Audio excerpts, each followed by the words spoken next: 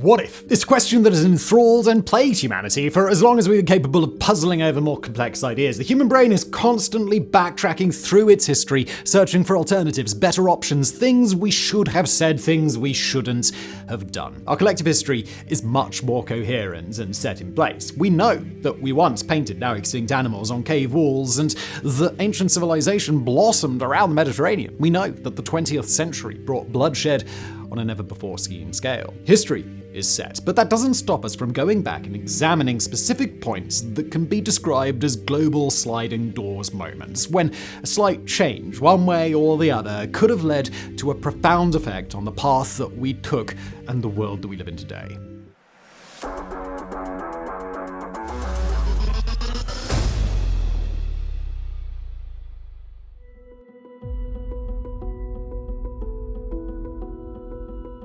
The Second World War was filled with what-if moments, but two stand out above all others. One in the East and one in the West. These two events completely changed the course of the long-running war, but had one or both gone the other way, our world today might have been completely changed. The Battle of Stalingrad was fought between August 1942 and February 1943, providing the first significant Nazi war loss. The annihilation of Hitler's Sixth Army amid the wreckage of Stalingrad led to the eventual collapse of the entire line that had pushed into the Soviet Union. As we know, this capitulation led to a hasty retreat of the remaining German forces, followed by the re-energized Red Army, who chased them all the way back to Berlin. Yet this was a battle that very much hung in the balance. Had the Nazis broken through, overcome brave Soviet resistance, and taken the city symbolically named after Joseph Stalin, it would have been an enormous boost for the Nazis and a crushing defeat for the Soviets. One could assume that efforts to take Leningrad and Moscow would have been redoubled, and had they both fallen, it would have been a disastrous thing for the Soviet cause. With the Soviets defeated in the east, albeit with a shaky defensive line around Moscow, the Allies would have had a tough decision to make. As we know, on the morning of the 6th of June 1944,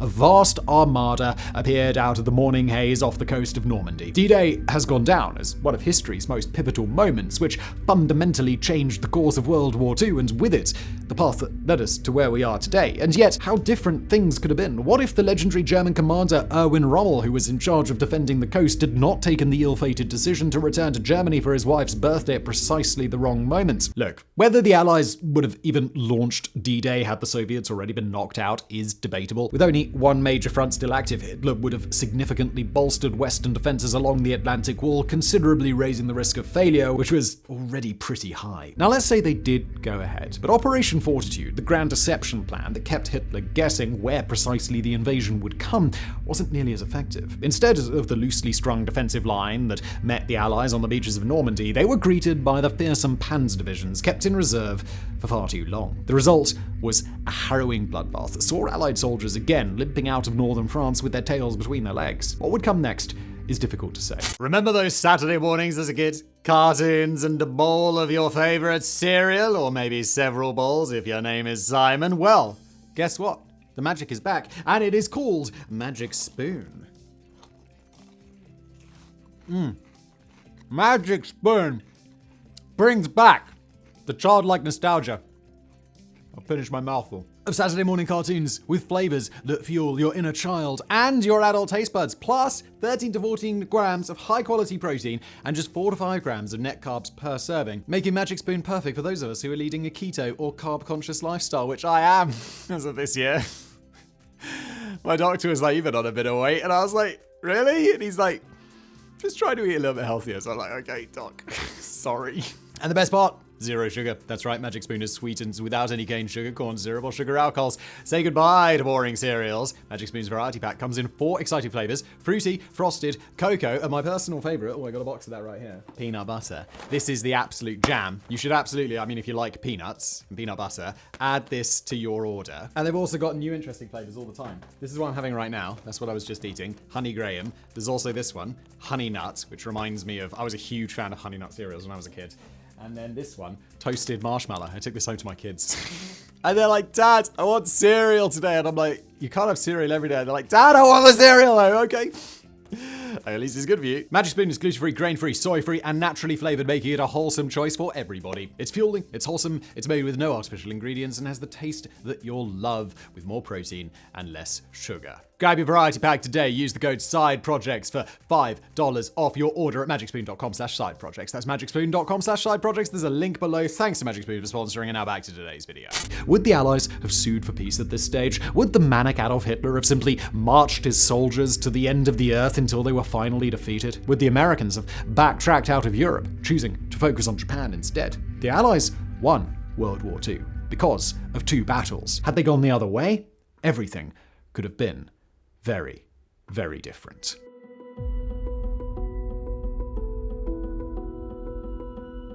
Now, so far, we've talked only about what-if moments relating to events we definitely know happened or what might have occurred after. However, for this next scenario, we're actually going to look at what might have come before a possible event. What if there was a great flood that consumed the Earth, and what might have existed before it? Our knowledge of human history begins to get pretty vague between 5,000 to 10,000 years ago. Thanks to archaeological research, we have a rough idea, but concrete conclusions are hard to come by. We don't know how relatively simple societies were suddenly able to construct the Great Pyramid of Giza over 4,500 years ago, or exactly how they built Göbekli Tepe over 10,000 years ago. One alternative theory of world history that is getting a makeover in recent years is that of a great flood that once consumed the Earth. Long a conspiracy theory favorite, stories of such a deluge can be found in ancient scripts worldwide, from the Bible's tale of Noah to the story of Manu and Matsah in the Hindi texts. Almost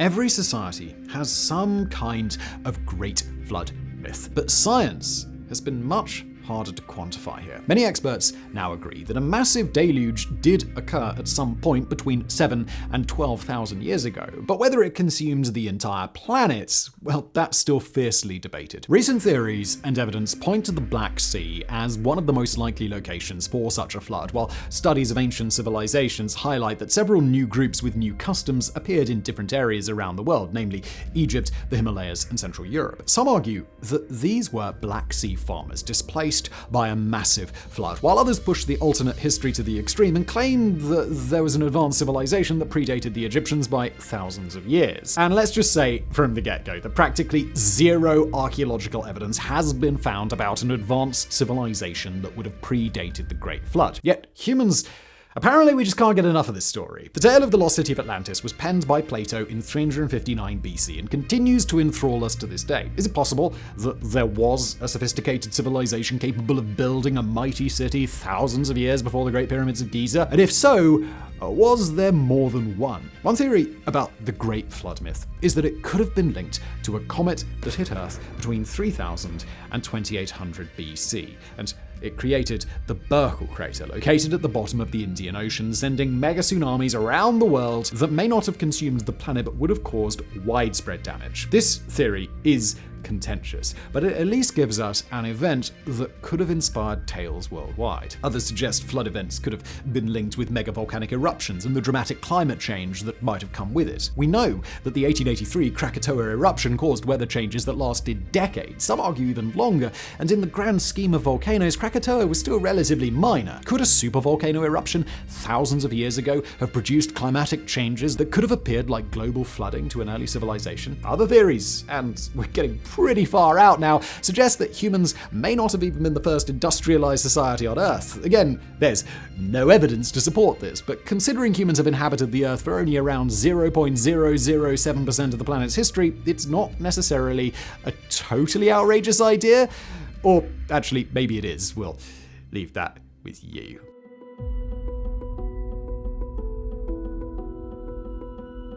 All right, back to reality, sort of.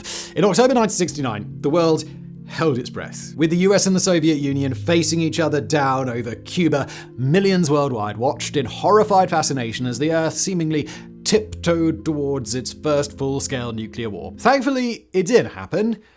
But what if it did? If you're looking for sliding door moments during the Cuban Missile Crisis, you're almost spoilt for choice. Or what if Kennedy had authorized strikes on Cuba, especially as we now know that tactical nuclear weapons were already on Cuba and primed to attack any US invasion? Or what if the Foxtrot-class Soviet submarine B-59 in the waters near the island had launched its nuclear weapons after coming under a perceived attack from a US helicopter? Once that first nuclear weapon had been launched, it would be difficult to see things ending quickly and without widespread obliteration. There have long long been scenarios that carefully played out what might come next, but it certainly would not have been pretty. If a tactical nuclear weapon had been deployed against US ground troops or ships in the vicinity, the retaliation would have been fierce. Most likely, much of the Soviet Union would have been destroyed, while major cities on both US coasts would have been immediately targeted and replaced with gaping nuclear wastelands. As for Europe, that would have probably depended on whether Britain and France launched their nuclear weapons to defend NATO. If they did,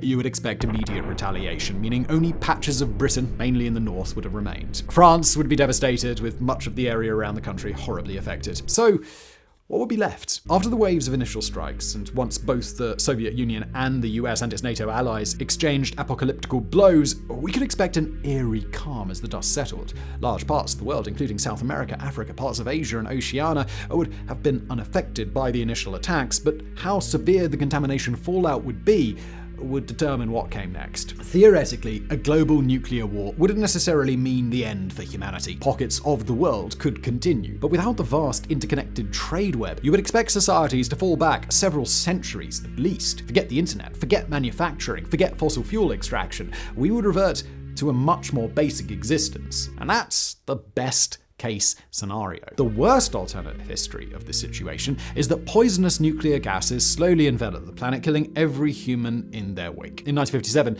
Neville Shute released a book titled On the Beach, in which such an event played out, and where the residents of Melbourne in Australia were forced to wait for the inevitable doom that was slowly drifting south from the war-torn nuclear wasteland of the Northern Hemisphere.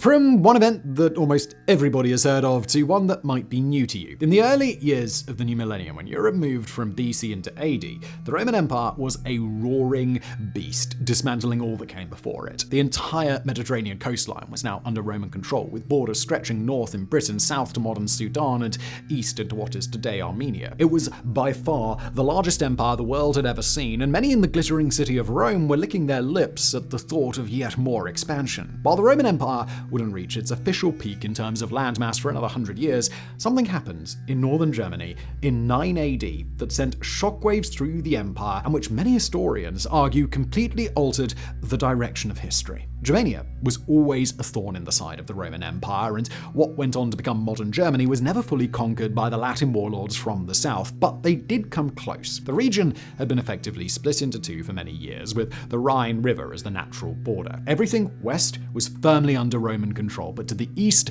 an expansive area lay outside its sphere of influence and remained under the control of various chieftains. In the winter of 5 AD, Roman Emperor Augustus ordered his troops north, crossing the Rhine with the intention of bringing the rest of Germania to heel. After 4 years of skirmishes, little significant gains had been made, and with several legions leaving to deal with an insurrection in the Balkans region, Roman numbers were limited in Germania. In September, in 9 AD, Roman general Publius Quinctilius Varus ordered the 3 legions under his command to march west to deal with a revolt after a Germanic prince, who was also a Roman citizen, tipped him off, a tragic decision based entirely on bogus info. As the legions entered Teutoburg Forest, located southeast of the modern city of Barfeld, they were forced to march along a single muddy track that stretched the 20,000 men or so over several miles. The famed fighting style of the legionaries had now been completely negated, and when Germanic warriors rose out of the undergrowth around them, they were just sitting ducks. The Battle of Teutoburg Forest, also known as the Varian Disaster after its ill-fated Roman commander,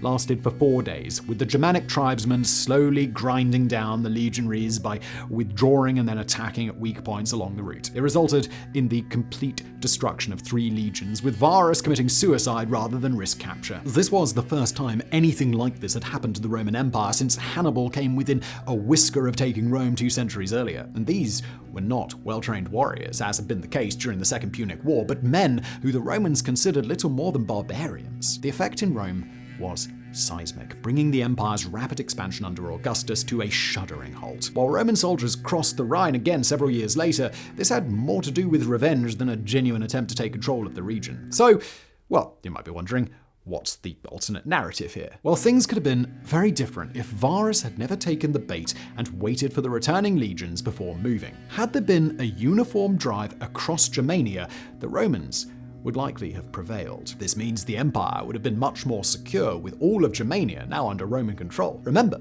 that it was the tribes from Germania that poured south and sacked Rome in 410 AD. Would this have happened if the region had been completely subjugated 4 centuries earlier? If it didn't, then would the Roman Empire have fallen in quite the same way? Maybe the empire would have continued for several more centuries. Another fascinating way to look at this is what would have happened to modern Germany. With the Romans in complete control, the region would probably speak a completely different language, perhaps a Latin-Germanic hybrid. And had Gaul, now France, and Germania remained under a single unified banner, would the simmering tensions between the two countries ever have appeared in the same way? The story of what happened in the Teutoburg Forest played an enormous part in German nationalism centuries later. It became a symbolic tale that mirrored the struggles of German states under Napoleon's occupation. If it had never happened, perhaps history would have moved into the 20th century with a very different Central European consensus. Perhaps World War I would have never occurred, which means World War II would never happen because Germany was not crippled under the Treaty of Versailles. Suddenly,